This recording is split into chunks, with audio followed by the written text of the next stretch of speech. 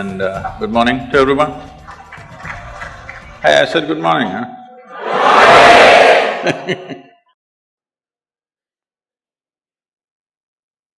Good morning, everyone. She said good morning.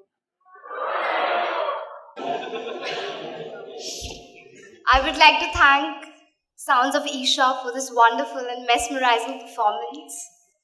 And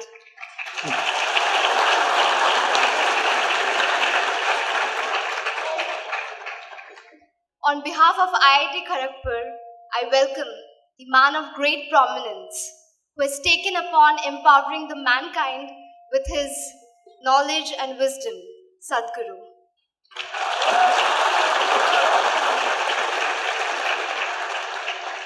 I thank him and his entire team for coming all the way to IIT Kharagpur for having this interaction with us. Thank you, Sadhguru.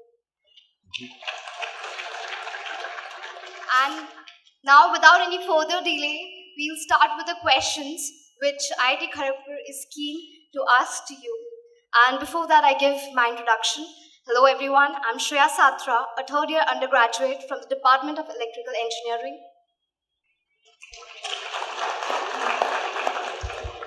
Hello everyone, my name is Idris Islahi. I'm a third-year undergraduate of the Department of Industrial and Systems Engineering, IIT Kharagpur. Good afternoon, one and all. My name is Siddharth Menon. I'm a final year undergraduate student of the Department of Architecture and Regional Planning. Here we begin with our first question. So, Sadhguru, the first question is, you've been traveling all around the world, meeting many number of people and affecting as well as helping their lives for the past 35 years as far as I hear. In all these years, you may have affected millions of lives. I feel it's also the government's responsibility to take good care of people and to help them. So my question is, why don't you establish a political party and run for the people's representative?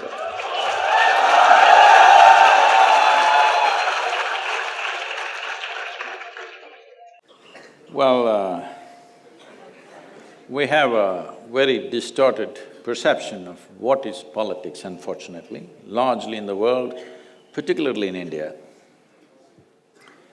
If you do something wrong, we say, oh, he's doing politics.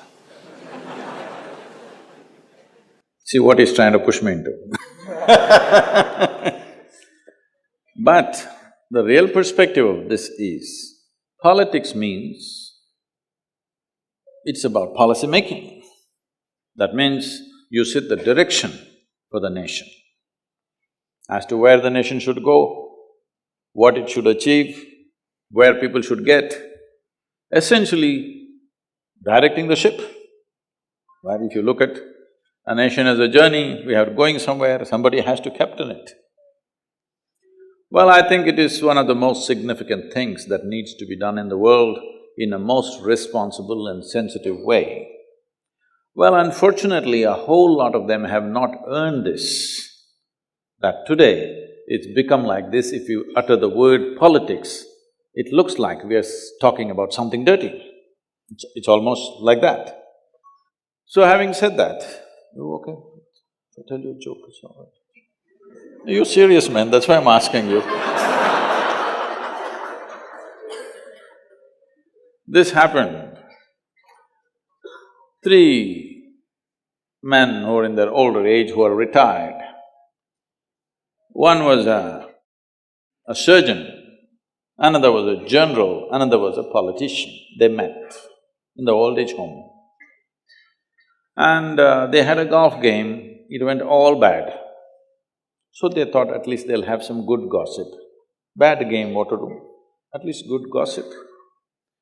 So they started this and then they said, the surgeon said, of all the professions, the most important profession is that of a surgeon, because it is only by cutting the Adam's one rib and making woman out of it that this whole world happened. So what can be more significant than that? Surgeon's profession is the most important profession in the world. So the general said, oh, come on, it is clearly said that there was chaos and then order had to be brought in before this rib surgery happened. And who else but a general can bring order? Obviously, we were before you and only because we brought order, you could do this surgery. The politician said, you guys are getting it all wrong, but who created the chaos?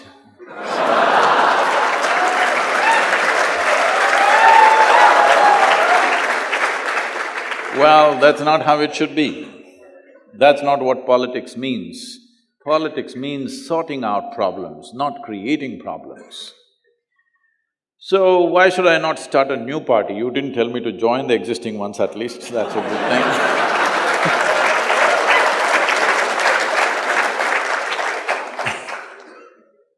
So, it looks like I have at least 1,000 votes here. But that's not going to get you anywhere. But that's not the point. The point is this, there are two dimensions to human life. One is arranging the external situations, which is in a way policymakers' business. And another is settling the interiority of the human being.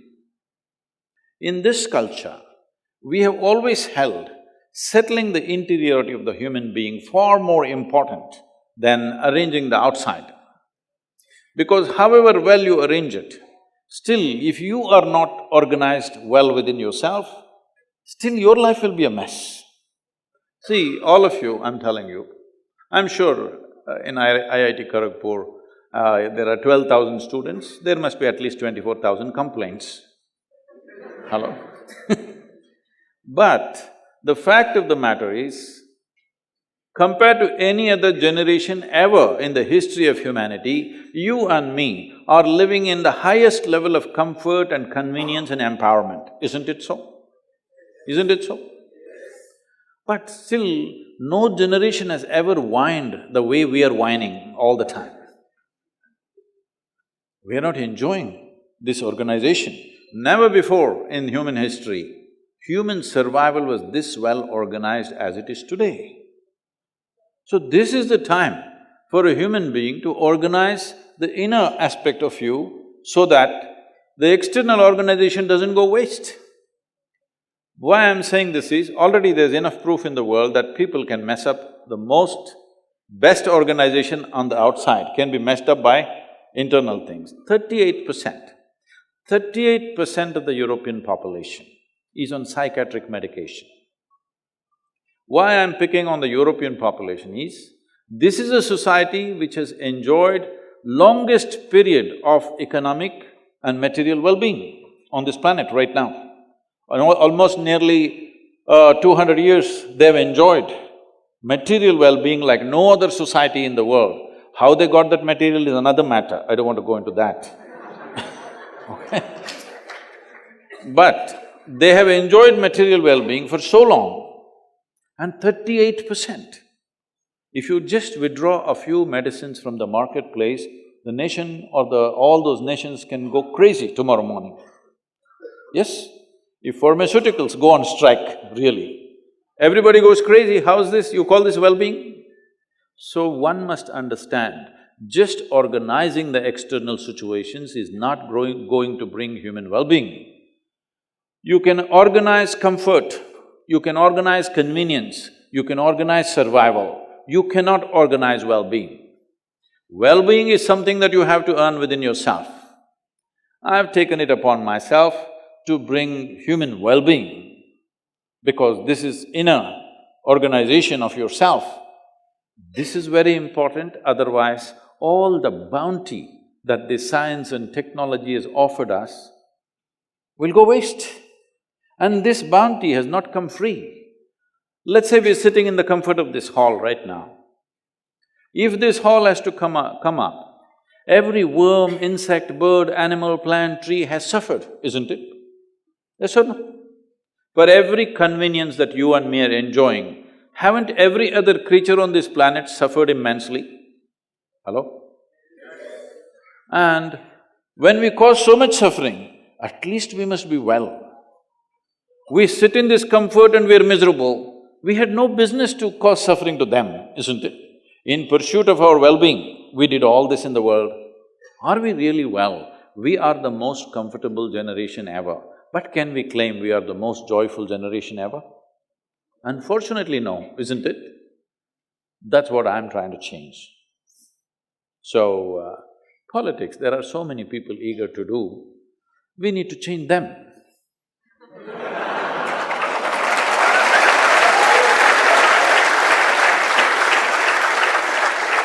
That being in politics is not of personal ambition, but towards nation's well-being. This context we have to change in them. It is not a profession, it is a certain service that you have to render. So if this context changes in their minds and hearts, which we are trying to change, that will be bigger than me starting another party. I think there are too many parties. Even the EVM machine is complaining because there are not enough slots for all the parties. They're not able to find enough symbols. All kinds of things. Bicycle is okay, it's a common man's vehicle, but anything and anything, there are gas cylinder, there's a broom and there is a whatever, all kinds of things, because they're not even able to find symbols. What symbol would you give me? So, he says turban. Then only the Sardarjis will vote for me.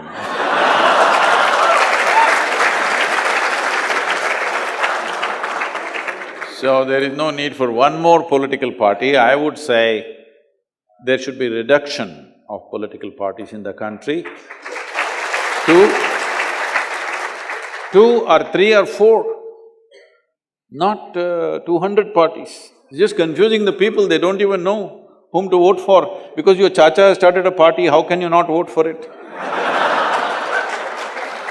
You don't know what is his ideology, you don't know what is his policy, what is his vision for the nation, nothing, but he's your chacha. So if I start, all the millions of people who are in some way drawn to me, they will not know what is my vision, why I want to start this political party. Sadhguru, we will vote him. I don't want to bring that nonsense.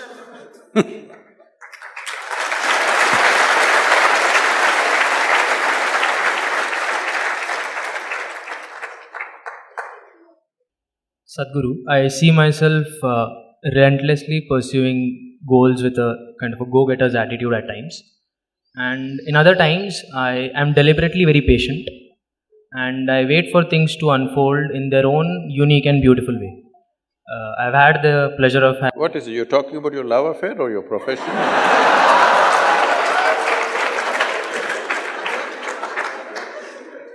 And I've had the pleasure of having wonderful experiences in both worlds.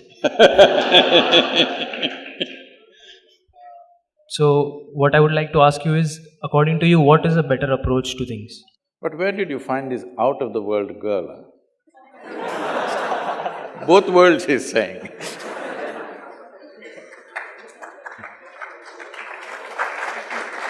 We would like to see the girl if she's here.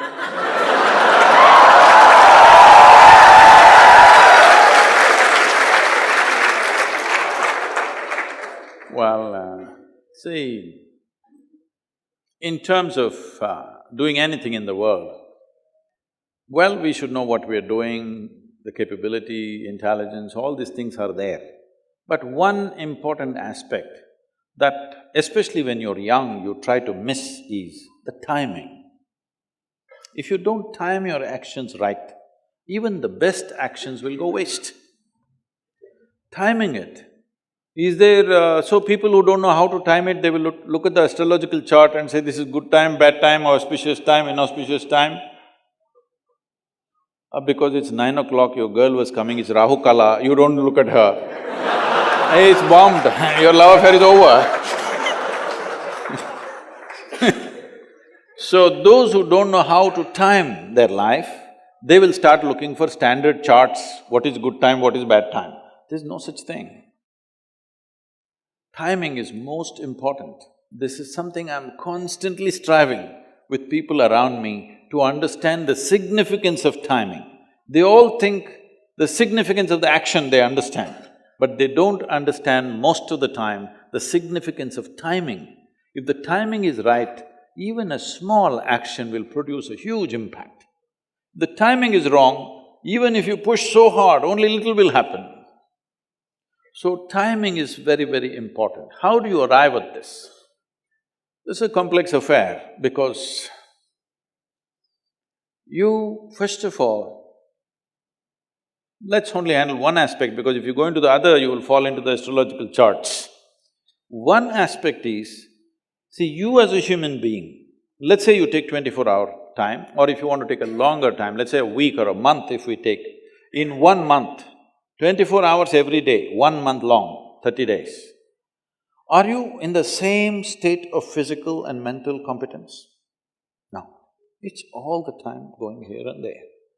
So when you want to hit an important shot, you must be at your best. So this timing you take care of it. Outside timing is there, that'll take a lot of experience and wisdom to time with the world. But at least with you, you time it. When you are at your best, you do important things. When you're not so good, you don't do it. Just 3 days ago, somebody in Bangalore was telling someone else here about his experience of driving with me. Many years ago, almost 8 years ago, he still remembers because it so terrified him. Because my right leg is heavy. So he said, the way he was driving that day, I said, Sadhguru, don't drive like this. He said, it seems I said, I don't remember, maybe I said. Because I look at it like that, I should have said. On a particular day when I'm on, I know today I can do anything and I will do it right, anything. Another day, I'm little not there. Then I know today I step back and I go a little more cautiously like everybody else, otherwise I go boom. So I'm driving that day like that and he's terrified. I said, don't worry, today nothing will happen because I'm in this condition. This day, nothing will go wrong for me, I'm on today. So this timing at least, there is also timing with the rest of the world, the situations. That will take much more experience and observation to hit the right thing at the right time. But at least the timing with yourself, that you are at your best. When you want to do important things, you are at your best. This must happen. Once you understand this, then you will realize it's extremely important to keep yourself at your best every moment of your life. Because every little thing that you do, if you learn to do it with as much significance as the so-called big things that you do, then you will see the cumulative impact of that over a period of time is so big, you didn't do anything big, you did only little things. But these little things add up to something phenomenal simply because you took care to do those little things with absolute intention and attention, intensity of expression of what you're doing. So one fundamental thing, before you realize and read all these things properly within yourself and around yourself, one simple thing is just this: you don't decide what is important, what is not important. Just pay as much attention to everything the same way and apply yourself with the same level of intensity. If God comes, same intensity. If an ant comes, same intensity of attention and involvement. You just do this, everything will sort itself out. Right now, the biggest problem with human beings is they think this is important, that's not important, this person is great, this person is no good, this is okay, this is not okay, this is God, this is devil. This is their problem. In this, they're becoming half alive. Because half the time they're not there, because they think it's not important. Tell me, you're breathing right now, is it important? Yes. So you must do it with total involvement and intensity. Then we'll say, we'll call you a yogi. You understand? You at least the beard is coming. You better learn to breathe properly. No, the beard doesn't just grow on a yogi, it grows on every man. Why they have removed it, you must ask. Nobody knows. So, if it is not important, you must stop it, isn't it? Just do this one thing. There is no such thing as important and not important.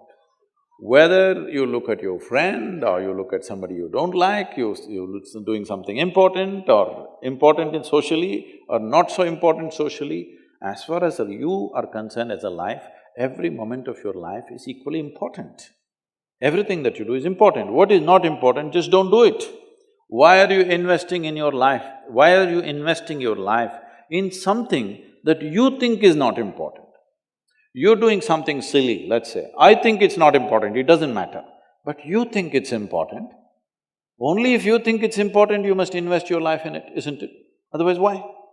If you do this, you'll arrive at the timing, it'll take a little time, but you'll arrive at the timing, and that timing is extremely important, extremely. You've watched games, let's say maybe cricket or golf if you watched. Always everybody is talking about the timing of hitting the ball. Strength of hitting the ball is not the thing, it's the timing. Somebody hits the same ball with great amount of, wasting energy. Another person just flicks it, it goes to the same place. It's a timing.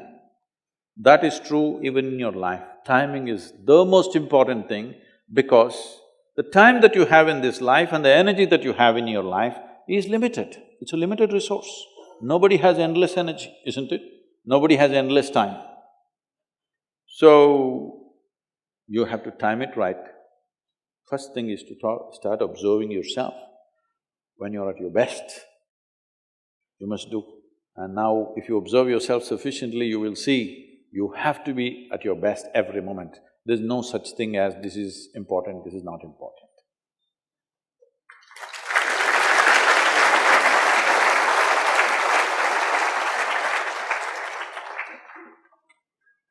So Sadhguru, there are times in life when I'm just doing excellent, doing to my fullest.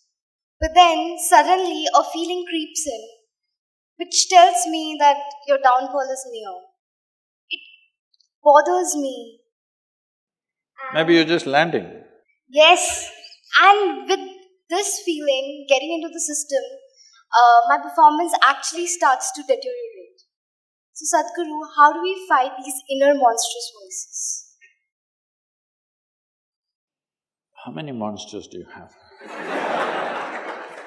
within you? I thought there's only one monster, that's you. This we must be very clear.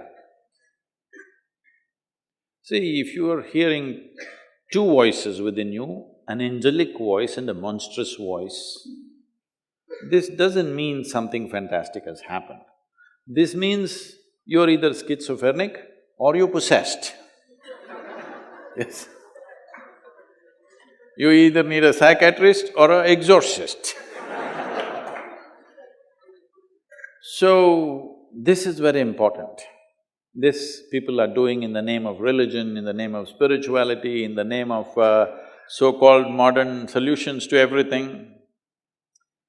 In many ways, this is finding expression. In India, we have a huge vocabulary for these things. If you say anything to anybody, oh, this is my ahankara, this is my ego doing this is my soul, this is my this is my that. Well, if so many people are speaking from within you, if so many people are stuck in this one body, this is a ailment, isn't it? Hello? If there is more than one in this body, is this an ailment or no? Only one. This body is designed for one, isn't it?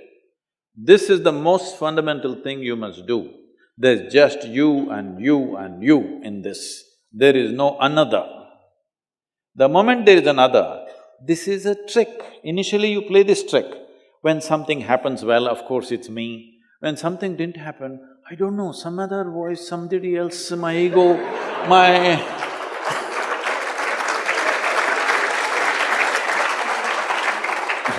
all kinds of other creatures which don't exist you manufacture in your mind. You can call it Atman, Paramatman, God speaks within you, devil speaks within you. See, whenever people said, God spoke to me, disasters unfolded. Yes, have you seen this? The President of the United States at one time, about 15 years ago or 18 years ago, said, God told me, oh, what a disaster, 600,000 people died and a whole nation destroyed. That is the kind of things always happen when God spoke. Because I want you to understand, it's not about God speaking. When you want to say something absolutely illogical and unreasonable, you bring the God and the devil.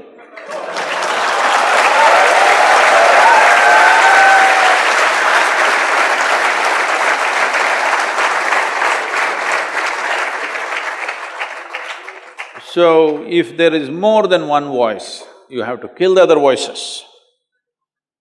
For this, you must understand, there is a complexity to human mind. That's what is fantastic about us. If you had the brain of an earthworm, of course you would be eco-friendly, but there would be no IIT, isn't it? I have nothing against the earthworms, they're fantastic creatures, but there would be no IIT, for sure. There would be no technology, they would be just eco-friendly, earth would be good with earthworms. But so many things, possibilities wouldn't happen. So the complexity of who we are is the greatest gift we have, isn't it so? There is a cerebral complexity, which is what makes us who we are. This is the greatest gift. But this is what every human being is suffering. I'm asking all of you, though you are in Kharagpur, when was the last time you were stabbed by a dagger? Hello? Even in Bengal it didn't happen.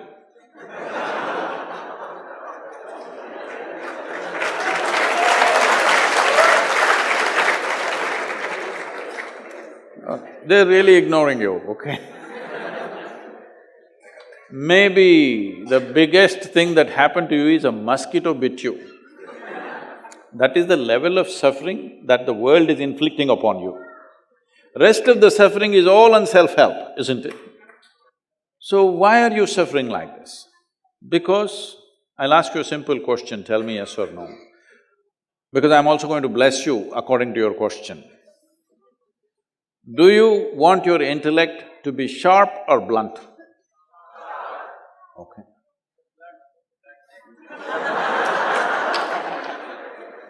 What department are these guys?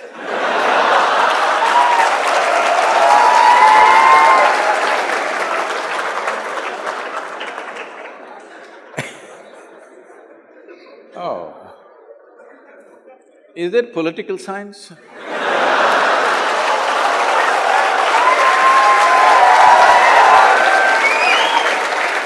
Is it one of the disciplines, sir? Is it one of the disciplines in the… No, then how? There's infiltration in your college. So, you naturally want your intellect to be sharp. That means intellect is a cutting instrument. It's like a knife. The sharper it is, the better it is, isn't it? So there are children who are being tortured here by me. The parents have come out of their eagerness, but I'm not singing a lullaby or anything, I'm talking like this. So suppose there is a very sharp knife here, would you give it to the child? Why? Not because a knife is dangerous, because the child may not be steady enough to handle such a sharp instrument, it could hurt itself or it could hurt somebody. So right now, after millions of years of evolution, we gave you an intellect. We means I'm on the side of nature, okay? We gave you a sharp mind. Now you're cutting yourself all over the place and you're complaining about it. No, when something is sharp given to you, you must learn how to hold it, isn't it? You have to learn how to handle it. If you hold it at the wrong end or if you move irresponsibly, you will cut yourself. Right now, these are all individual expressions of someday I feel like this, someday I feel like this. Human beings essentially are going through a whole lot of suffering. somebody is in the war zone, somebody is in a famine zone, I will leave those human beings because that's a different scene. But the rest of the people are all suffering only one thing, their own intelligence. If you took half their brain away, they would sit peacefully. Yes or no? No demons, no gods, no voices, peaceful. Yes or no? So we are complaining about the greatest gift that we have. The only reason why compared to all other creatures we are dominating here is because of our cerebral capability, isn't it?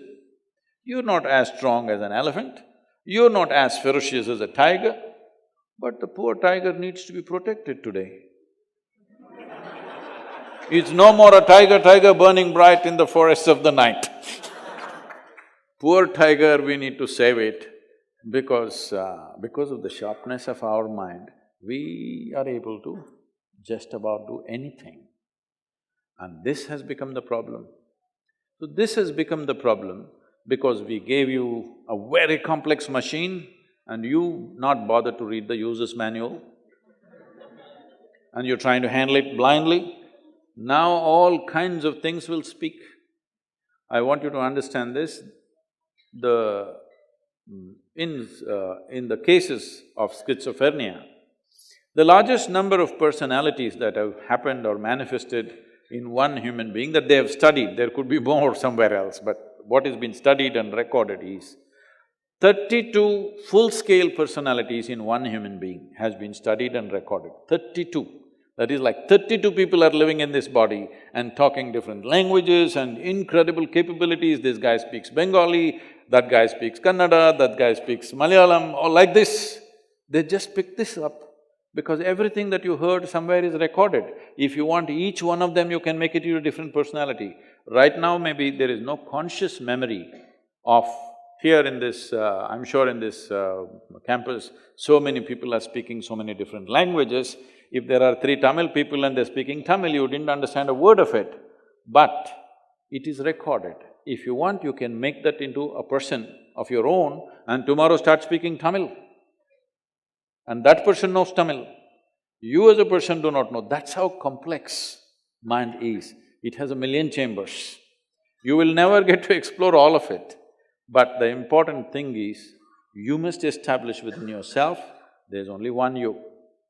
Only then you can use this, otherwise it'll use you because it's too complex. Everybody is afraid today, wherever I go they're calling me for all kinds of artificial intelligence conferences in the world, and their fear is, it'll take away our jobs, it'll dominate our life, it'll take over the world. I said, yes, if you remain as stupid as you are, it will. For sure it will.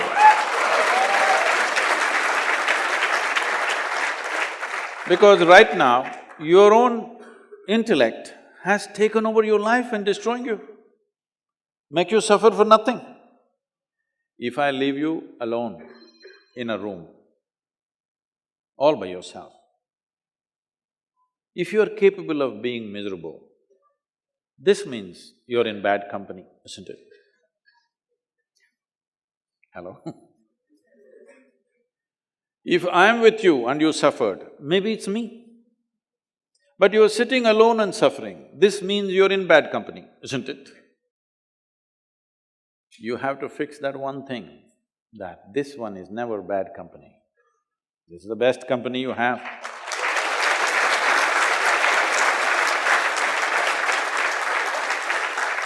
For this, there is a simple treatment. This simple treatment is just this. You start seeing this much, whatever happens to me in my life, good things happen, ugly things happen, nonsense happens, great things happens, doesn't matter, whatever happens and whatever did not happen in my life, it's all my responsibility.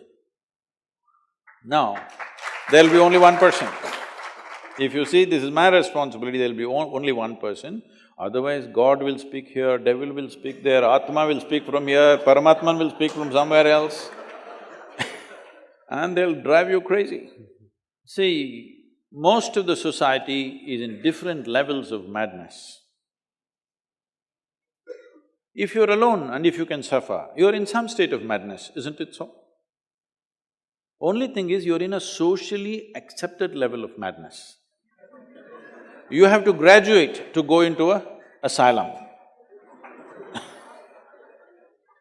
But without anybody doing anything, if I am able to cause enormous misery to myself, is this the case or no? Hello? This is the case, isn't it? But because everybody is in the same state, we think it's normal. No, it's not normal. Somebody coming and doing something good to you or bad to you is a possibility. You should never cause damage to this, isn't it? Hello? If you are causing trouble to this, obviously you haven't figured out the fundamentals of your own existence. This is why it is very, very important that I'm not starting a political party.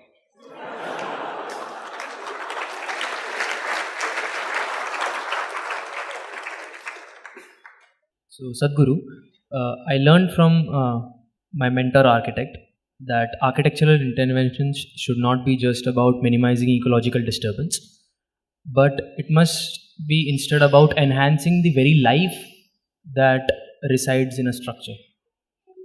So, as an architecture student, I would like to know if design has the ability to heal and improve the quality of the life of the people occupying a structure. See, if you look at the physical world, whether it's your body or a blade of grass or the planet or whatever, the physical universe is all about geometry, isn't it? Just to give you an example.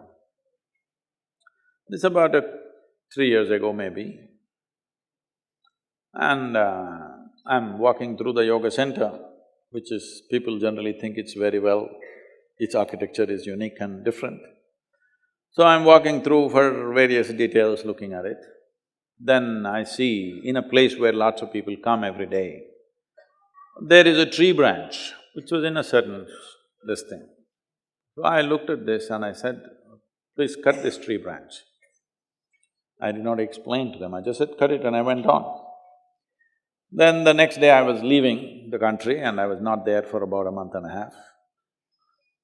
Then after 2 or 3 weeks, they wrote a very apologetic note to me, saying that, Sadhguru, you asked us to cut the tree branch, but we thought, why would Sadhguru want to cut a tree branch? When always I'm talking about, you are not going to cut anything which is not absolutely necessary.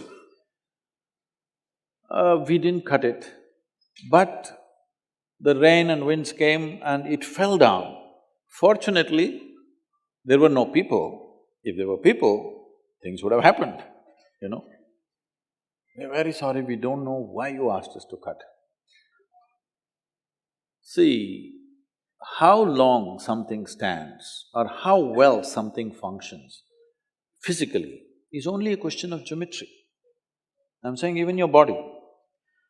How you sit will determine how long the different parts of your body will last. How you stand, how you walk. Today, for runners and others, do you know this posture correction has become a huge science? They got machines. They got all scanning machines which will tell you if you stand like this, how your vertebra are, how your ribs are, if you do like this, where is your stomach, where is your liver, all this, because if you run the wrong way, you will damage yourself. This has come into sports in a big way now, but yoga is always about this. The whole system of yoga is about aligning your geometry with a larger cosmic geometry so that you can function with least amount of friction. If we say, there are mechanical engineers, aren't there? If you say a machine is well engineered, essentially you're saying its geometry is well aligned. A misaligned geometry means lots of friction, isn't it? So this goes for your body, this goes for every shape and form, everything that is functional in the universe has to be geometrically in sync, otherwise it'll cause disturbance. So does the geometry of a building make a difference? Absolutely. especially if you're a little sensitive, it will make a huge difference. For everybody it makes a difference. Most people don't understand, don't notice anything about themselves. They only understand the consequence. They only understand, I'm not feeling good. They don't know why they're not feeling good. People don't notice that. But the very shapes and forms that you have around you has a certain impact because you are also a physical form. And how this physical form is, how this is, how that is, all this has a certain geometric impact. If you… I'm sure many of you have felt this, especially the girls probably would feel it more. If they walk into a building, oh, I don't like this, just like that. It's always when men and women, husband and wife go to buy a house, the husband sees all the brochures and says, this is good, and it's priced well, it's fantastic. She walks in and says, I don't like it. Why? I don't like it, that's all. Because she doesn't feel good. That's all she knows. She doesn't know why she doesn't feel good. She doesn't know what is the shape which is causing this, but she knows this doesn't feel good. So, the shapes and forms have a significant impact on you if we paid enough attention. So, you must look at this. You're from South. Well, you come from Kerala, you must look at the South Indian temples, how geometrically perfect they are. You take your laser measuring instruments today and check it, it's perfect, How important that the right angles are right, in this building it's not right. And how the shapes and forms make a difference is something that they examined to the minutest possible thing when they built the ancient temples, particularly in the south. The North Indian temples are all brick temples, they're done in a certain way, it looks like they've all been put up in a hurry, Now, why I'm saying this is, I think the northern belt took a lot of invasions and ancient temples were destroyed, they all put it up in a hurry. When they could, they just put it up. But in South, they took time and engineered it in a certain way, you can feel it, you don't have to believe anything, you just go and sit there, you feel a certain… that space has a certain impact on you. Our home should be built like this, our offices should be built like this. Because it's very important that… see, we know this for plants and animals and everything, the atmosphere in which they live is very important, the habitat, otherwise they won't thrive, isn't it? The same goes for the human being. If you just want to somehow live and die, you can live anywhere. But if you want to thrive, really, then it's important what kind of spaces you live in. There is a whole science to this, which is generally called as agama. People think it's temple building science. It's not about temple building. It was to be built… every human habitation was to be built that way. Whole lot of people couldn't afford it for their house, they did it only for the temple because it takes more involvement and care for this. So this is the reason, this is one of the reasons why you Kerala people, no matter what, first thing in the morning, you shower, you go… so you must understand, only in the south this instruction is still there, in the north it's gone. In south, even today this instruction is there, if you go to the temple, you don't have to pray, you don't have to appeal to some god, you just have to sit there for some time. Have they told you? You must sit there. But what people are doing today is they're just touching their bottom to the floor and going away. That's not the idea. The space has been built with such care, you must sit there and experience this and allow your system to make use of it, because this is a geometry too. The entire system of yoga is just this. The Hatha Yoga is all about correcting your geometry constantly, that if you walk through the world, you will walk through it effortlessly. If your geometry is not right, then you will see every point you will get tangled up. So, architecture in India is right now, except a few, the new architecture that's been done, unfortunately we have a serious mental enslavement. Whatever is done in the Western countries, we're doing it not considering our weather, the temperatures and everything simply. Even our clothing is like that, largely. If you go out of IIT, probably most of you will be wearing a suit, a jacket and a noose around your neck. in 40 degrees temperature. How to wear a jacket?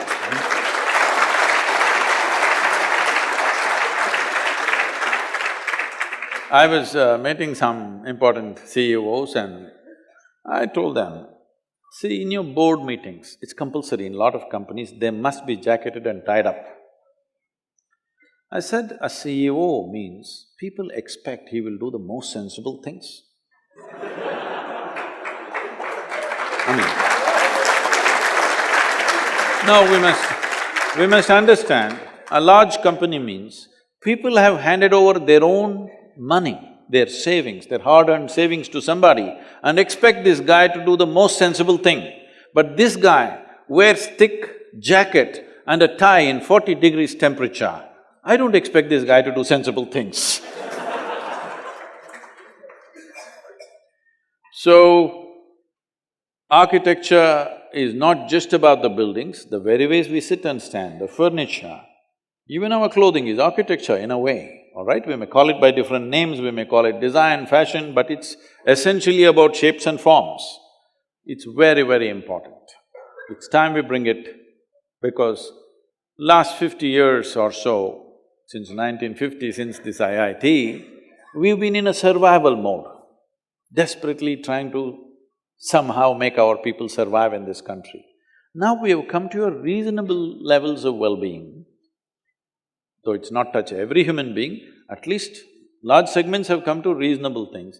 This is the time that we need to look at more sophisticated way of existence. And it's not always expensive, it is not. We can create something very wonderful. You must come and see, we've created buildings. See that right now, I'm telling you the simplest thing. Right now, this is a flat roof, I don't know what is this roof outside? A-frame, is it? It's A-frame. So right now, between the roof and the gravity, there is a fight. Going on or not? You may not see the fight, but it's happening. There is tension here. And one day, someday, who do you think will win? The structure or the gravity? Gravity will win. So we created structures which are standing up not because of the strength of the material, but simply because of the perfection of geometry. So it's the gravity which is holding it up, not gravity pulling it down. You must come and see these buildings, they're unique and fantastic. The one thing I'm very proud of that we created, the building is designed to last for at least a minimum of 3,000 to 5,000 years. Because there is no material, they're deteriorating. There's no steel, there is no cement, there's no concrete. It's just burnt brick. See, even if you go to Mohenjo-daro or Harappa or whatever the most ancient civilization, what is it that you find? Burnt clay is the only thing that survived. It's burnt brick and just lime, which is holding the thing up. It's not the strength of the material, it's the perfection of geometry. Unless it's seismologically sensitive area, so we put it on sand beds. So it takes small shocks. Suppose a very major earthquake which opened up the land happened, only then it'll come down, otherwise it'll not come down.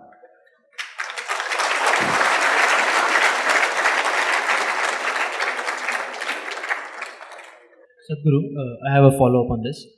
But I think in today's scenario, we have a standard set of codes which are developed by the most premier institutes, and it seems like nobody just wants to take the responsibility of the work that they are doing themselves. They just want to put it on the code. So if the building comes down, they just say that, I followed the code and it was not my fault, and they just don't take the responsibility of it. See, they're trying to do everything by the thumb rule, all right? If you want to do things by thumb rule, you don't need an engineer or an architect, you need a mestri.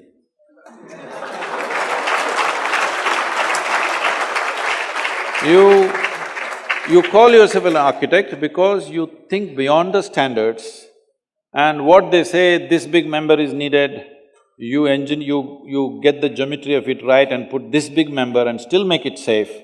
That is where an architect is, otherwise a mestri will do it. So Sadhguru, in the campus we can find a large number of couples who spend almost all their time together.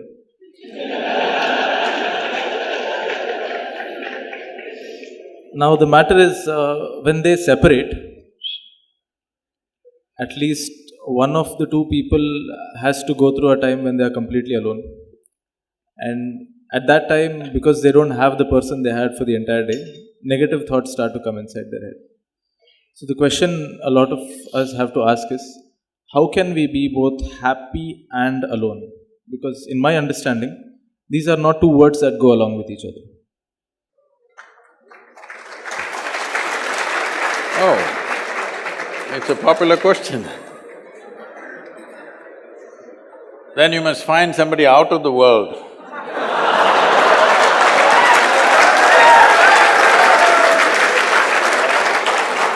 That means she's not in this world, you're safe.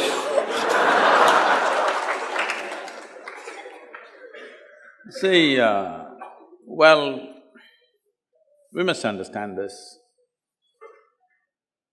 In the nature of human development, there is a body. All of us have a body. We have a mind, we have emotions, we have energies. If you put your body as the leading edge of your life, if your body leads you, then the only thing you can think of is eating, sleeping, reproduction. You may avoid the reproduction, but copulation. Yes. No, I'm not saying this in any negative way. I'm saying, if body is the leading edge, by the time you're 14, you want to do something. Yes. Hello? But suppose your mind developed in a certain way, suddenly what everybody is excited about looking at a boy or a girl, your mind is excited about something else because your intellect has become the leading edge. Or if your emotions, don't understand emotions as only for each other. Emotion is beyond each other. You're capable of emotions all by yourself, that's what you're saying in a way, when you're alone. There are emotions. So emotion is not about somebody. Well, somebody else may stimulate a certain emotion, but you can sit here and create whatever emotion you want right now, isn't it? All by yourself. So emotion is not about somebody. Maybe you know emotion only as a reaction to something right now, but emotion, intelligence, body and energies are not about somebody. It is about this life. This is all the equipment we got. We have a body, we have a mind, we have emotions and we have energy to support that. Now, you must decide in your life which should be the leading edge. This is not about getting rid of the body. Body is there, it's very important. Without this platform, we cannot exist. But do you want this platform to be the leading edge? Right now, we are sitting on a platform. Should this one speak or I should speak? You must decide. Hello? You must decide. This should speak or I should speak? We are sitting on the platform and speaking, isn't it? Similarly, we are sitting on this platform right now as a life. Physical body is most important. If you don't keep it well, it will become the most important thing in your life. If ill health comes, you will see body is the most important thing. All the time, 24 hours, you'll only think of that. So, what should be leading edge in your life, you must decide. Once you made the decision, whether it's your intelligence or your body or your emotion or your life energies, if you have to look at it this way, your body can only speak this. It will talk about what to eat, how… sleeping, reproduction, this is all it can think about. It is not equipped to think about anything else. Your intellect can do so many things, but that also functions only from the limited data that you have gathered in your head. Right now, if you're thinking architecture, that's because information has gone in. Right now, you're thinking of that boy or that girl because that information has been recorded. Or you're thinking about money or position or fame or name because that data has gone into your system, isn't it? So, your intellect is only functioning from the limited data that you have gathered. So, it should not be the leading edge because then you will do only those limited things in your life. If you go by the body, you will do very limited things. If you go by the intellect, you will do next level of limited things. If you go by your emotion, then you may do something beautiful, but at the same time you may get tangled up in all kinds of things because emotion is not independent of the intellect. The way you think is the way you feel, isn't it? If I think you're just wonderful, then I have sweet emotions towards you. If I think this guy is horrible, I have nasty emotions towards you, isn't it? So the way you think is the way you feel, it's just that emotions are little more sappier than the thought. Thought is agile, thought is dry, emotion is little juicy. They're not different.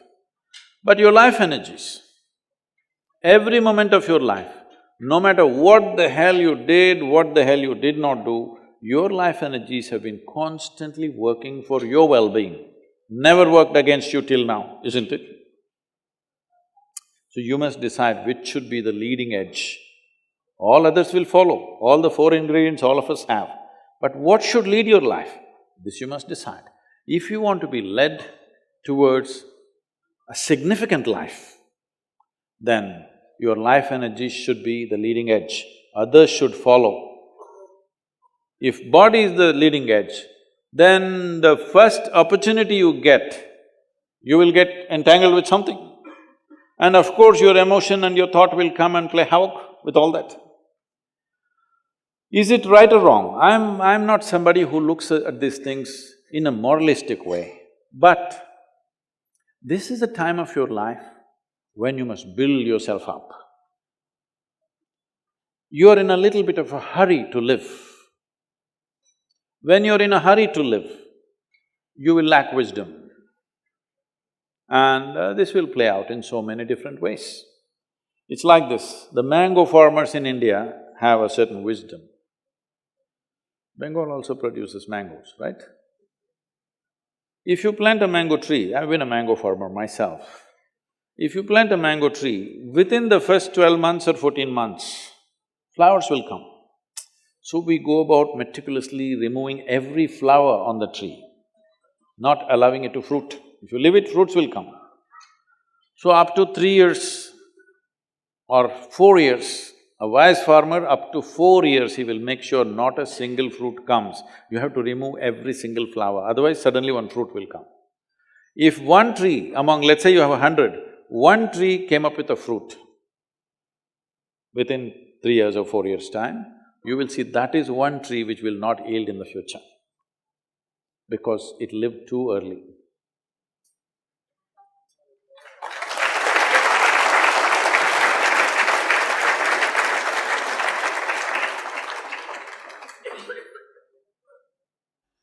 So Sadhguru, I have one last question from our side. Sometime back, I happened to be in a situation where a friend of mine was drunk. So when she was in the drunk state, she was repeatedly saying that please don't judge me as I'm drinking, please don't judge me. It is… but she has lost her judgment, but she doesn't want you.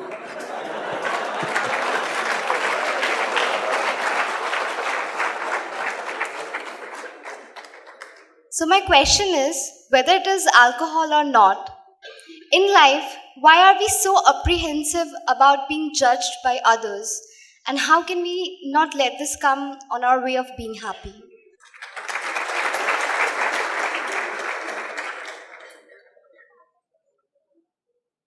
Look at me. See, I'm always stoned.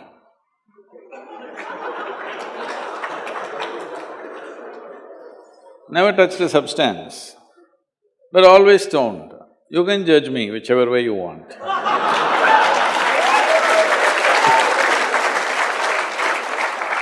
Because one thing is, I'm stoned in such a way that I have not lost my judgment at all.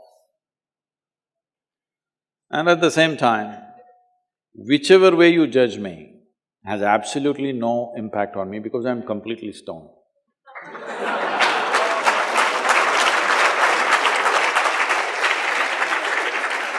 Having said that,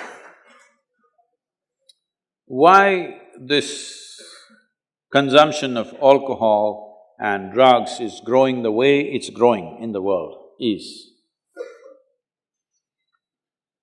Well, nobody can really put a number on this, but just to say to what extent. In the last 25 years in India, probably alcohol consumption has gone up 10,000%. What do you think? You know, I'm telling you, when we were growing up, in the town, there would be just 10-15 people who drink. In a small town, I'm saying. People say, in that family they drink, we won't give our girls to that family, you know. But today, if you don't serve drink at your wedding, nobody will come.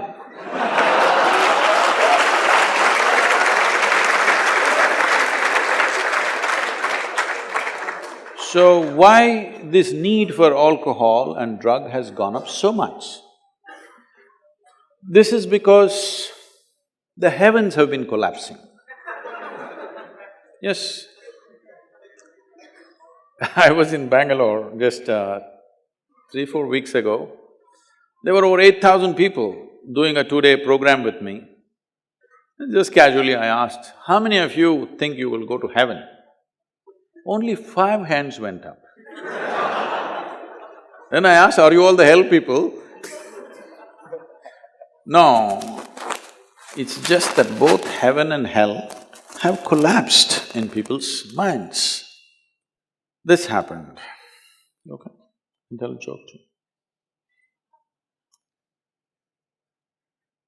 One day, a nice Catholic girl, Mary, came home and she was distressed. Her mother asked, Mary, my baby, what happened? Why are you like this? She said, Anthony proposed to me. So mother said, isn't that wonderful? You've been with him for so long, is it good he proposed to you? Why are you unhappy about that? Mama, he sins with me without any regret. And he doesn't even believe in hell. How do I marry him? The mother said, don't you worry, my child. Both of us together will prove him wrong.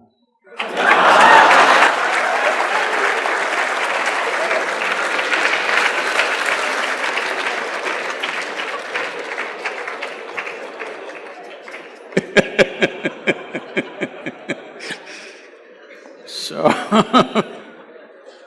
heavens have collapsed. When I say heavens have collapsed, it's like this. Maybe you heard this somewhere. You know, there was a Sunday school going on in Alabama.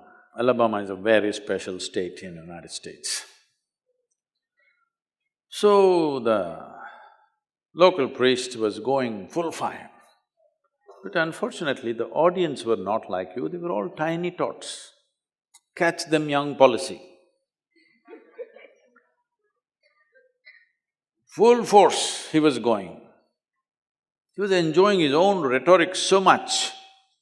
He stopped midway and asked, what do you have to do to go to heaven?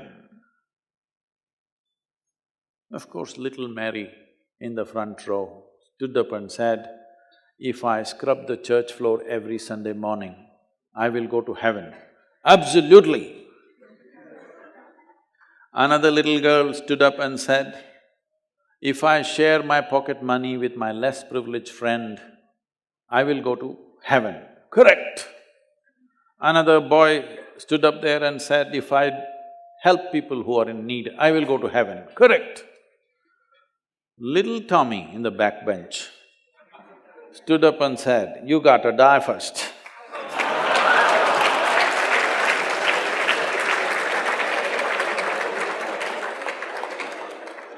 That's a qualification. If you want to go to heaven, you got to die first. So when you die, whether you like it or you don't like it, unless you're Elon Musk, we usually bury your body here or burn it or cut it and throw it to the birds. Something we will do depending on what tradition you belong to. But we will put this body back to earth Because after all, we picked it up from this planet. At least that much responsibility you must have. You should not take this body and go away.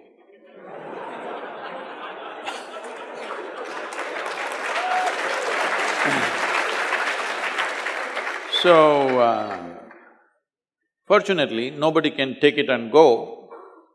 If you've not done anything eco-friendly in your life, this is one thing you will do. You will put this body back onto this earth. It's a very good thing. So you went to heaven and you… What is in heaven? This you must know. In the Hindu heaven, food is very good. Yes, Nala himself cooks for you. If you are a foodie, you must go to Hindu heaven. In another place, there are those white-gowned ladies floating in the clouds. They usually don't have legs, they're just floating. Because to float, you don't need legs, common sense. If you like that kind of ambience, that's where you go. If you go to another place, you will encounter virgin problems.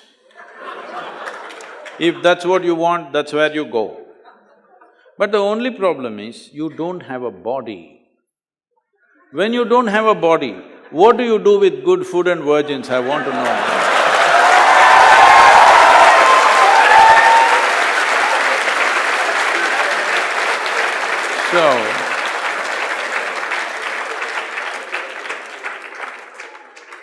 See, this is the first time in the history of humanity that this many people in the world can think for themselves. Otherwise, your priest, your mullah, your pandit or a book was thinking for you. The first time that so many people can think for themselves. Or they're thinking right, thinking wrong, there are many issues about that. But they're thinking right, thinking wrong, but they're thinking. First of all, women. Till about 50 or 100 years ago, a woman was not even supposed to think. She's not supposed to think. This straight away 50% of the population has burst into the thinking process. It's a huge number. For the first time, this is only second, third generation which is beginning to think for themselves. Otherwise, they were not even supposed to think.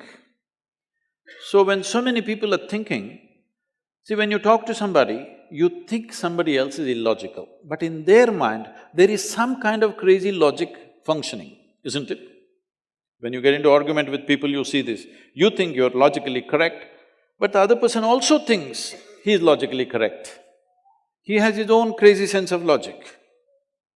But they have their own framework of logic. So all illogical things are naturally collapsing. Still, this generation has not fully walked away from it, still there is fear. They can't openly say, there's no goddamn hell or heaven. They're still fearful about it, but they're trying to make a little heaven for themselves here. So, hey, wait. So naturally, when they're not able to do it for themselves out of their own intelligence, they will fall back on chemicals. Today, just to take very affluent societies, because every society is aspiring to be like that, let's say you take United States, which is the most affluent nation on the planet right now. I don't know if half the IIT after graduation will be in United States, because wherever I go in US, whoever I meet, they say, I'm IIT this, I'm IIT that. So, 70% of US population is on prescription medication. Another 30%, of course, buying it off the back streets.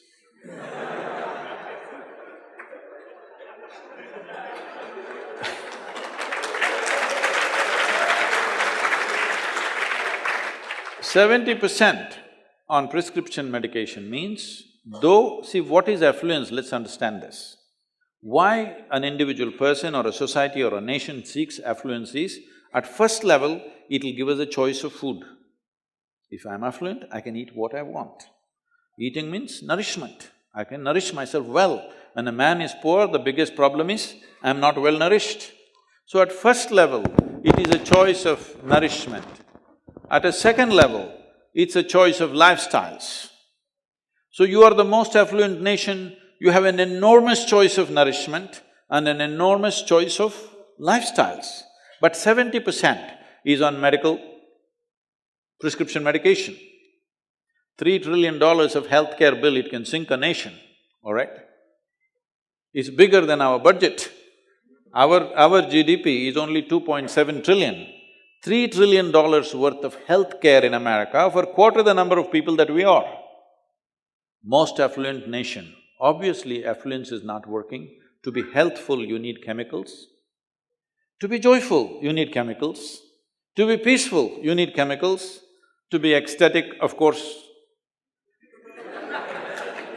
that is ecstasy. So, I'm not even looking at it morally. It's never a moral issue for me. All I'm saying is, if we become chemically dependent, because there's also another scale.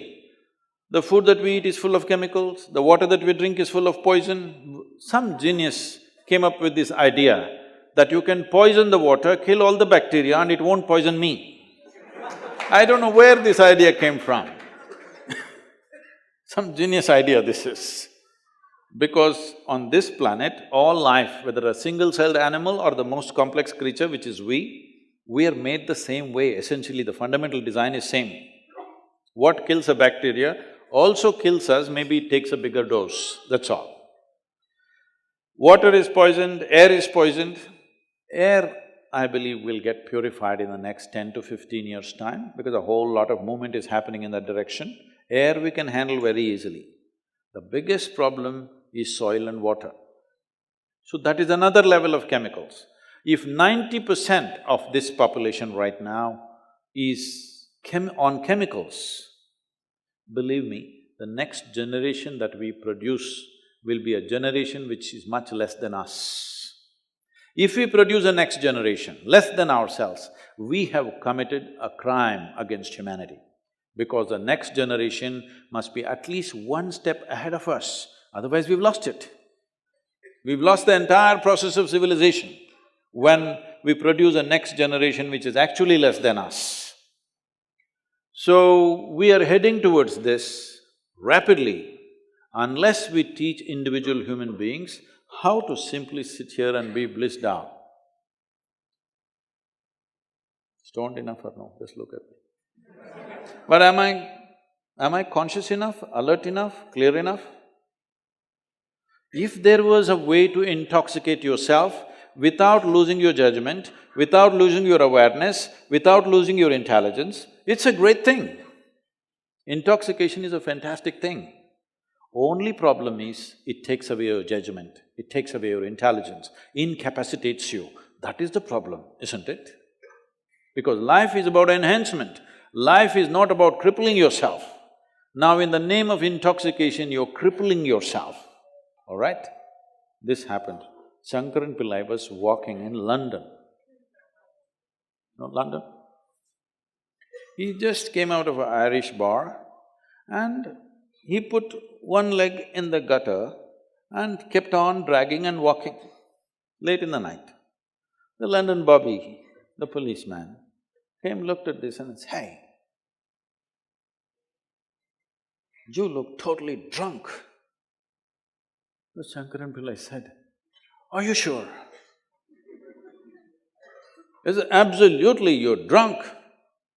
Look at the way you're walking, half in the gutter, half on the street."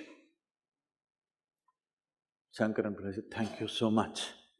Thank you, because I thought I was crippled."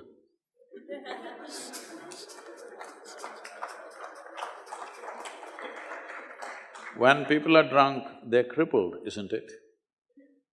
If you could be drunk without being crippled, you could be enhanced, it would be great. Is it true? Ask anybody, you're not in the medical sciences, but ask anybody, is it true that this body here is the greatest chemical factory in the universe right now? The universe that we know at least?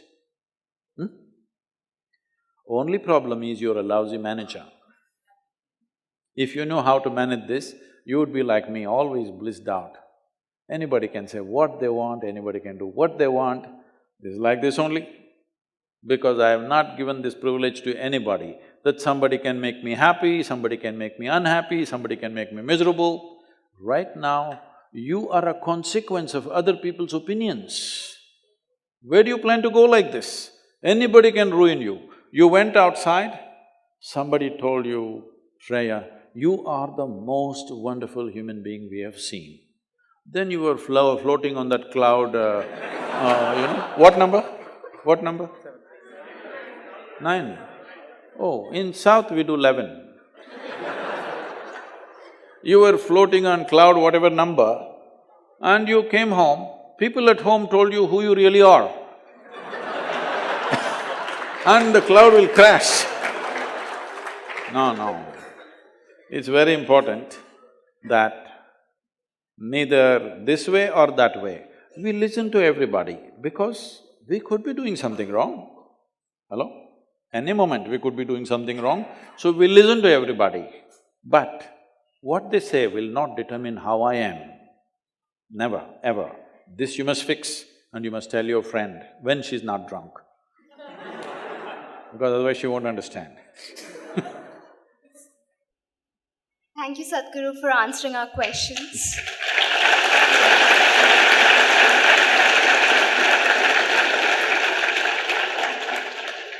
We want to ask you a lot more things, but due to time constraints, we'll move to the next section of social media questions, where a lot of people have asked various questions on the social media platform, and we would request you to answer a few of them.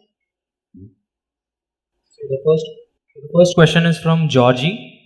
Sadhguru, we know that you are always a game for adventure, but many young people mindlessly get into adventure sports and even lose their lives in the process. What is your suggestion for the youth who get into adventure sports? Well,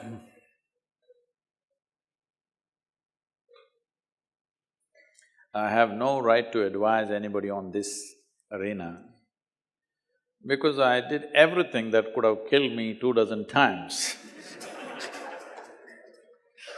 But I'm here somehow. So, see, when we say adventure, you can have ventures in your life or you can have adventure. Adventure means you don't know where your next foot is going to be. That's adventure. That means there is danger.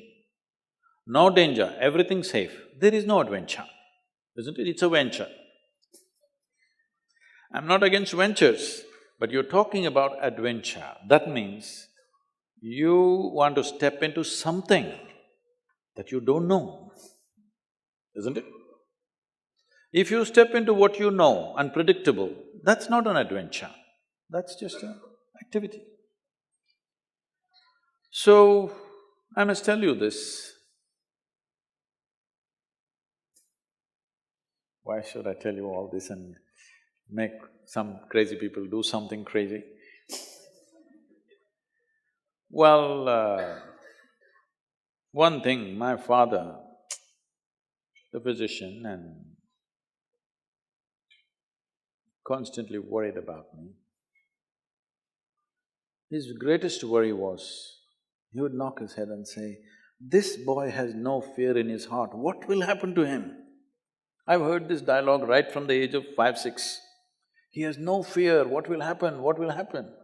One day I was around 11, he said the same thing. He has no fear in his… because about 12-foot long cobra came, I just picked it up and walked away.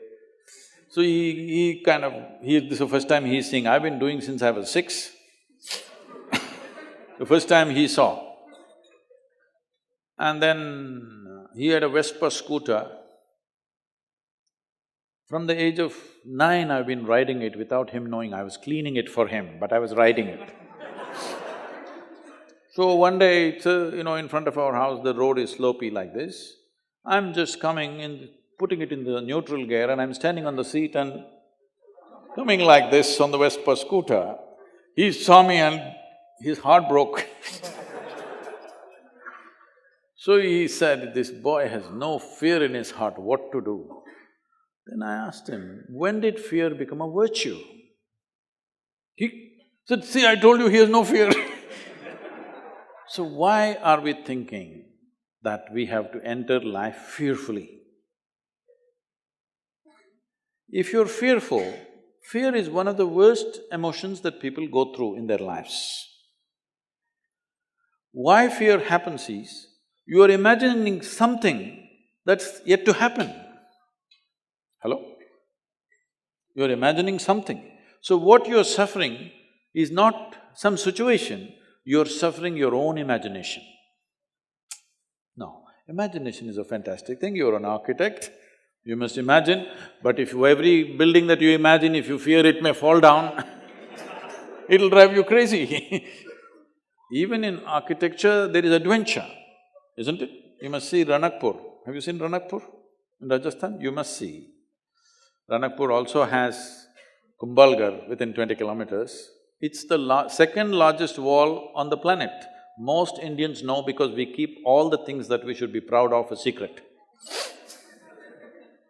The second largest wall on the planet, which if you look at it aerially, you would mistake this to be Great Wall of China. It's that big. But most Indians don't even know there is a wall like this, it's in Kumbhalgarh. Close to that is Ranakpur. This architect is a madman. But he's a very super sane madman because he knows what he's doing. See, if you build a building, this is a temple with 1,000 columns. If you're thinking about safety, what would you do? Just in case over a period of time, if one column collapses, because those days the material is only stone, there is no steel and concrete and stuff. You would make sure if one column falls down, there'll be another column which will keep the temple up. No, he built it in such a way, the audacity of him is such, if you pull down one column, the entire temple will come down. His pride in his intelligence and capability is such that he made it in such a way, if one column comes, the temple should not exist. And it's standing for over 500, 600 years without any issue. You will see something like that in the yoga center. We built an elliptical dome, no steel, no concrete. And at the top, it's only 8 inches thick. And just to freak people, I left a 9 feet diameter hole. People said, this will going to collapse. It will not collapse. If you don't have any adventure in your life, in whatever you do, it doesn't matter, in every sphere of life, there is room for adventure. This means you must trust your capability and competence and one step more than that. There is a risk, of course. If there is no risk, there's no adventure, isn't it? So will young people get killed? Yes, unfortunately, sometimes it does.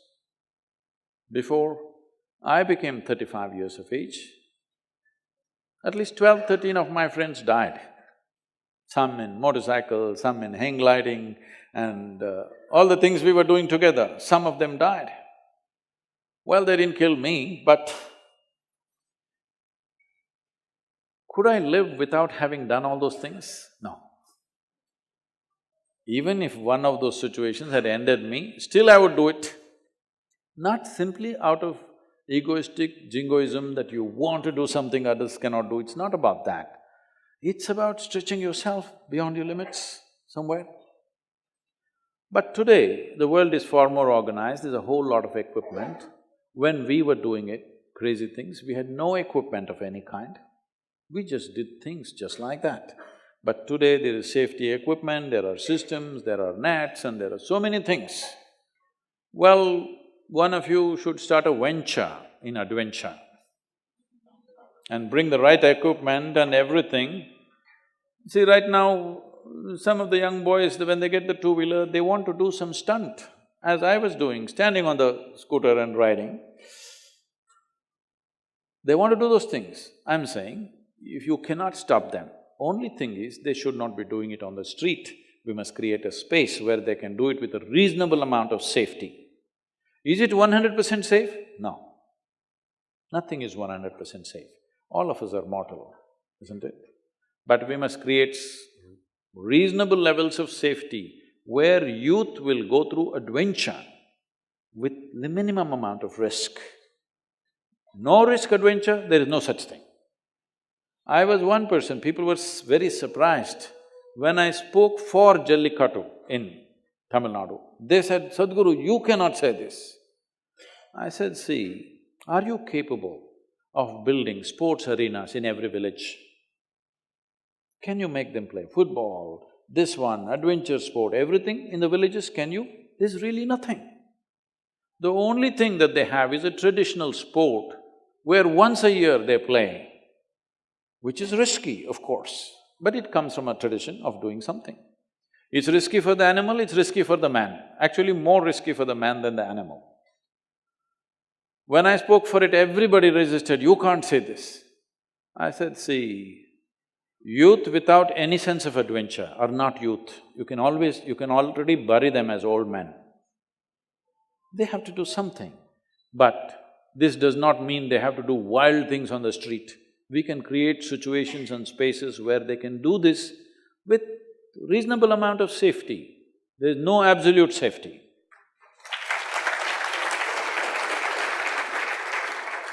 Some of the parents who are here don't approve of this, but otherwise they'll do it somewhere where you can't see.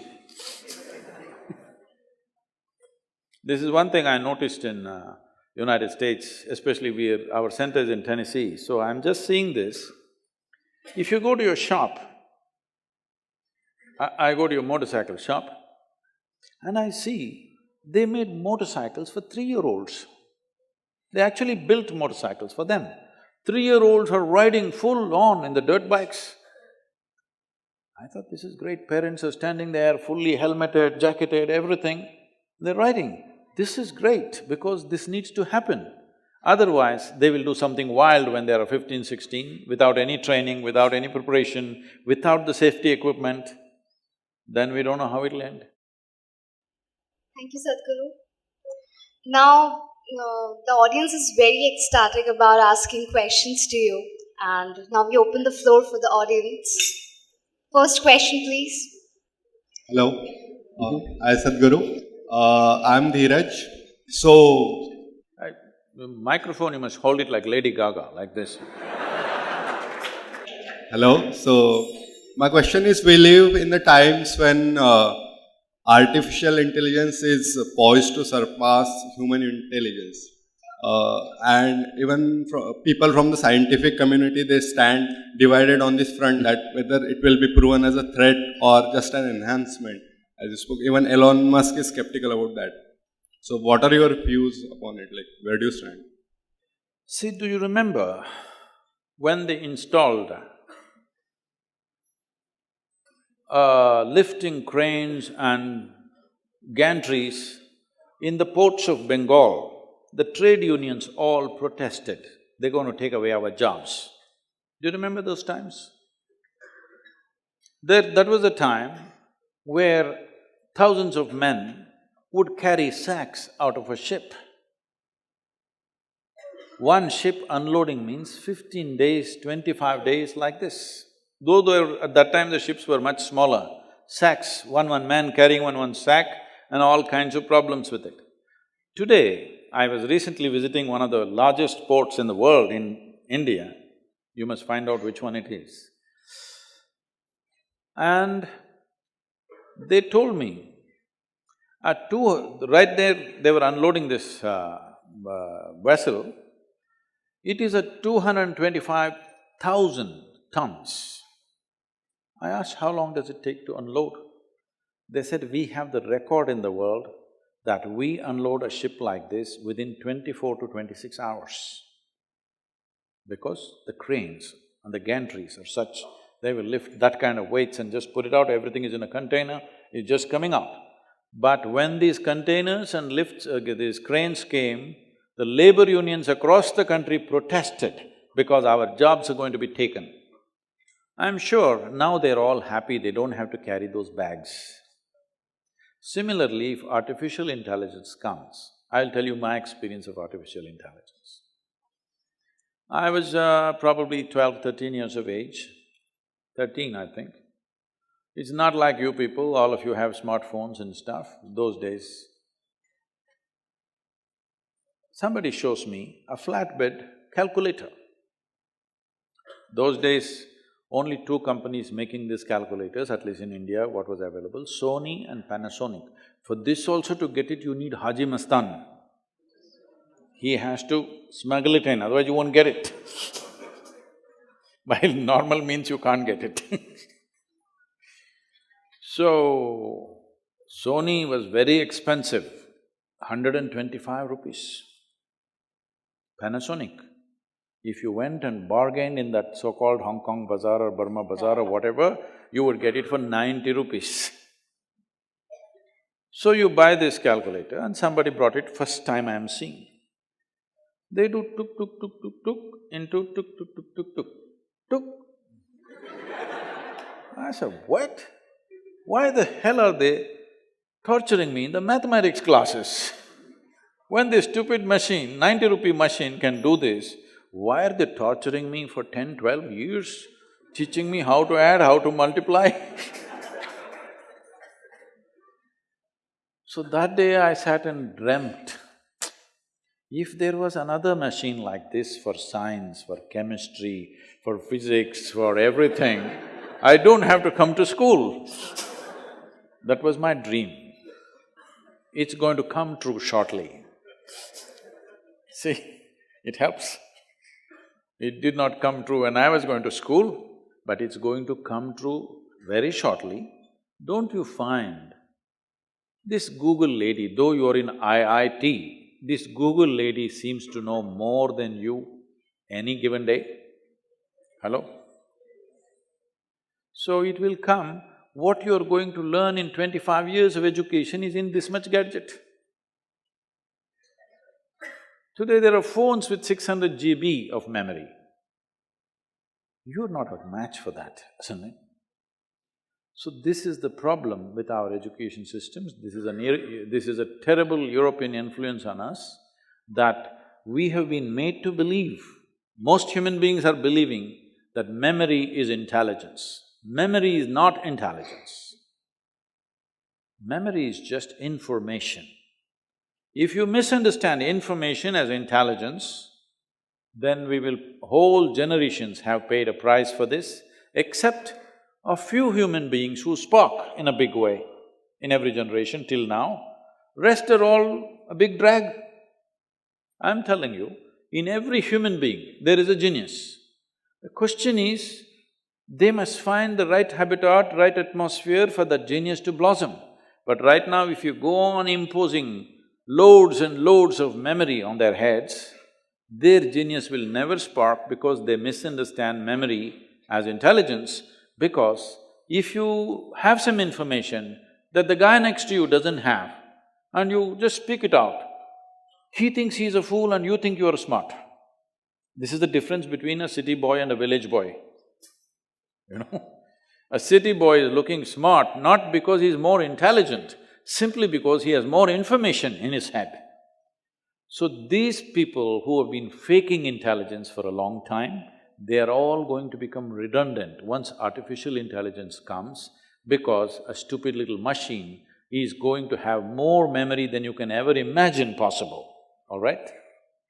These are good times, because what you remember in your mind will not decide who you are in the society. How much of a human being are you is going to determine who you are. I think fantastic times.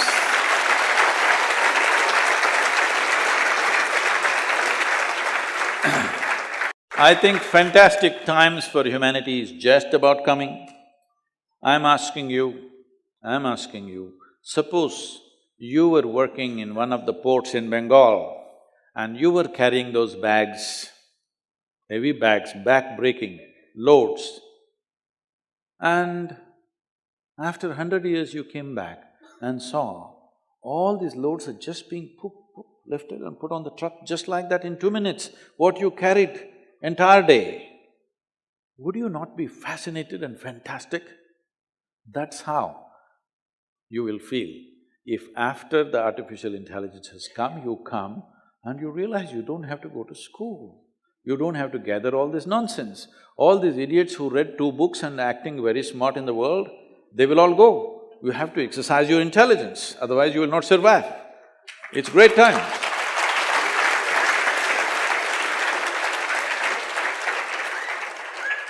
Namaskaram, Sadhguru. Yes. Sir, I have a personal question, sir. My name is Abhay, sir. Sir, I want to ask, there is some event that happens to me frequently. Whenever I go to somewhere, just like department, if I go to department, and it happens to me frequently. Whenever I return, if I meet some person while going, I meet the same person while coming. It is a random time. You must be going into the restroom.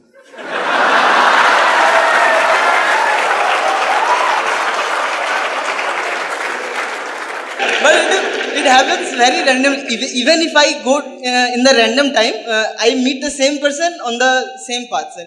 I don't know why this happens to me. From my childhood, I have been observing this. I don't know why. What is the answer of this? Why this happens to me?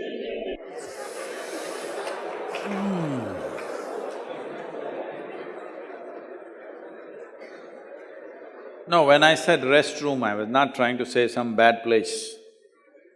This happened. It once happened, Shankaran Pillai got a job in Pentagon, you know, Pentagon? Where it is decided which country should live and which country should be destroyed and everything, big things. So, he sat in his appointed office for a few days.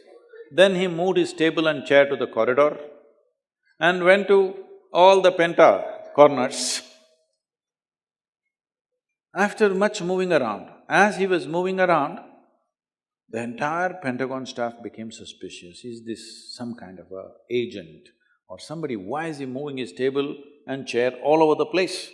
His computer, his table and chair is moving all over the place. And then he settled down in the men's room. Then they thought, this is really something, because this is one place everybody goes. So, he's really up to something. They watched him, they checked his background, they checked his emails, they checked everything. They didn't find nothing wrong. Then they told the Pentagon psychiatrist, just look up this guy. Either he is a super spy or he's crazy. He must be something, just find out. Then the psychiatrist just walked into the men's room as if he has to use it and pretended to pee. Then casually struck up a conversation and just asked, why are you sitting in the men's room? Table, chair, computer, everything, why are you sitting here? He said, I moved all over Pentagon, but this is the only place where people seem to know what they're doing.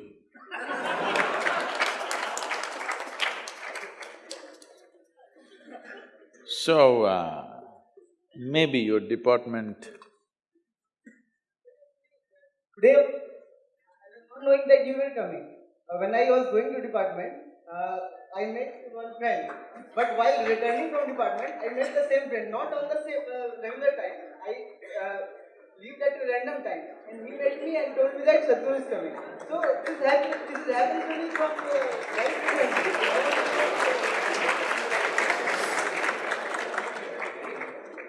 See, if you're in a specific department, you usually tend to meet the same people. You must change the department and see you'll meet different people. I understand what the confusion is about. You seem to encounter the same people a bit too often. That will completely change when you leave the IIT and go out. All right? Before that, it is like this. I will tell you, I have been… these days I'm not doing early on, my father is an ophthalmologist, okay? So, he was giving glasses to so many people and various kinds of things. So I discovered a simple method. There was one guy in UK whose name was Bates. So he has a Bates method of improving vision. I saw this and I saw He had some sense and he had figured out a few things, but there were many things he had not figured out. I developed that into a different level. I took off spectacles for thousands of people who had vision defects. Today they are all living, thousands and thousands of people who don't have glasses anymore. That includes my daughter. She's still living without glasses. Early on, when she was 7 years of age, they prescribed glasses. My father, being an ophthalmologist, believes 100%.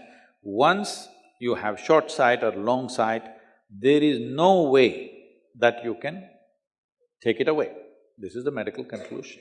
But I can show you thousands of people who don't have glasses right now because they did certain things with themselves. In all this, I will just explain one thing. See, right now there's a crowd of people. You simply just look like this. You will see the faces that you know, somebody that you know, that face looks very clear. Rest of them are just a blur. That out of the world,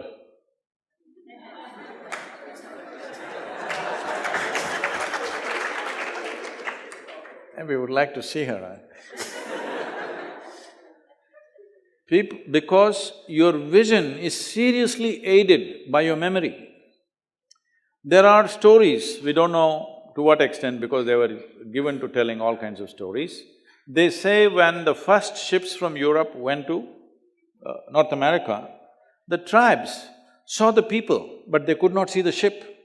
It took them some time to actually see the ship because there was no such form in their memory. You try this, those of you who have vision defects, take off your glasses, take a book and let's say you see one word and you say, okay, this is sun, sun, sun, you build memory about it. And then you just look like this everywhere and look at it. You will see only that one word will come up to you, rest of the words are not so clear. So with faces also this is true. Once you have built memory about that face always stands out, the other faces don't show clearly.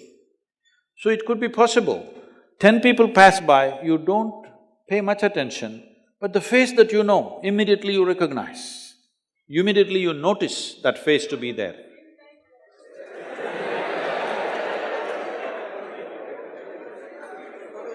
Now, this problem will be solved when you leave the institution.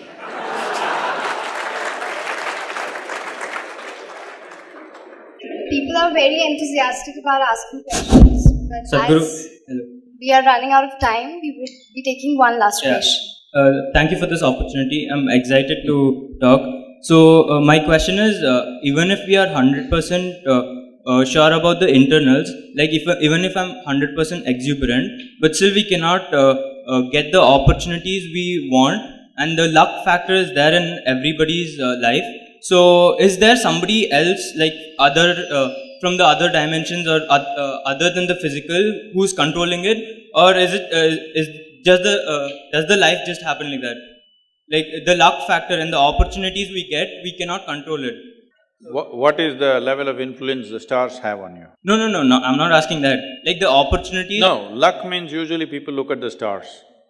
You look up and see in this building, there are a few stars, there's a constellation, just see, look up.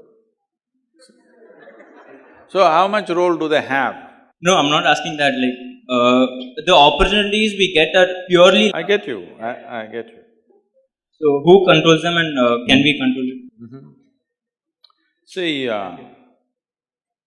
if you have some mastery over your physical body, 15 to 20% of your life and destiny will be in your hands. Suppose a given situation, let's say a tiger walked into IIT Kharagpur. So, somebody who is physically in a certain good state, within a moment they will climb up the tree, sit there and enjoy the wildlife. Yes? Because they have a certain mastery over their body. Somebody who doesn't have that becomes the breakfast. Isn't it so? Life and death. Because you're physically in a certain condition, you have some mastery over the body. You could be living, others could be dead. Yes or no? In any given situation, it is true. Because you're physically good, maybe you'll catch the bus and somebody will miss the bus. And that missing the bus could be not just a actual physical thing, it could be metaphorical, that you miss the bus because you're not physically fit. So 15 to 20% of your life and destiny is determined depending on how much mastery you have over your body. If you just learn to sit right, breathe right, hold yourself right, believe me, so many things will happen your way. This is what yoga is about, that you make sure everything that you do with your body is by conscious will, not by accident, not by compulsive modes. You sit, eat, breathe in a conscious way. If you have mastery over your mental faculties, 60 to 70% of your life and destiny will happen your way. If you have mastery over your life energies, 100% of your life and destiny will happen your way.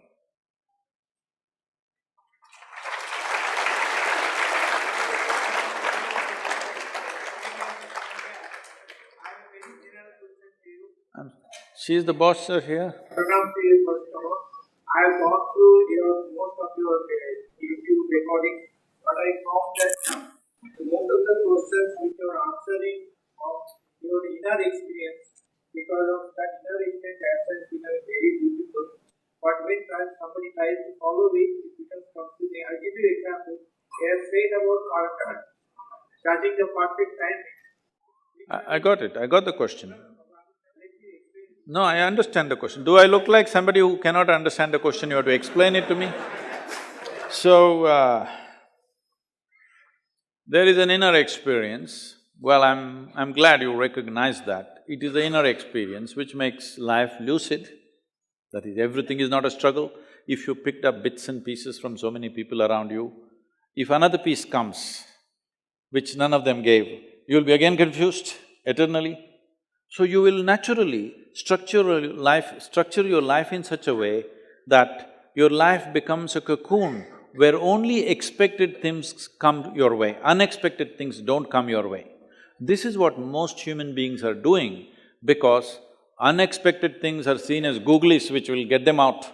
So, they try to remain within the known. If you remain within the known, life becomes extremely limited and it's incapacitating in many ways. All the human potential is lost. So how to get an inner experience which makes your activity and the way you exist a more lucid experience of life? Well, YouTube videos are there, that is only, for lack of vocabulary, I would say that is only titillation. That is only to instigate you to look that there's another way to live. There's another way to structure your life. There's another way to build yourself as a human being. You want to become an engineer, you want to become a doctor, you want to become something else, that's a different thing, that's activity. For that you have to learn something outside. But what kind of a human being you want to be, this has to be done from within, there's no other way. For this, there's an entire scientific process which we call as inner engineering, which we will not impart unless you come in a committed way. Because without commitment, these things do not happen. All we want from you is 28 to 30 hours of focused time. But most people think their life is not worthy enough that they can invest 28 hours of focused time. What can you do for such lives? Let them enjoy the YouTube. So people are saying, but there is a cost to it. Yes, because it's being physically delivered, there's a cost to it. We have come up with a plan, probably by let us say, by sometime middle of 2019, we will be able to execute it where we can offer this without cost to people. We are looking at a plan like that. There are certain technological challenges, if you overcome that in the next 6 to 8 months, you will see inner engineering as a scientific process.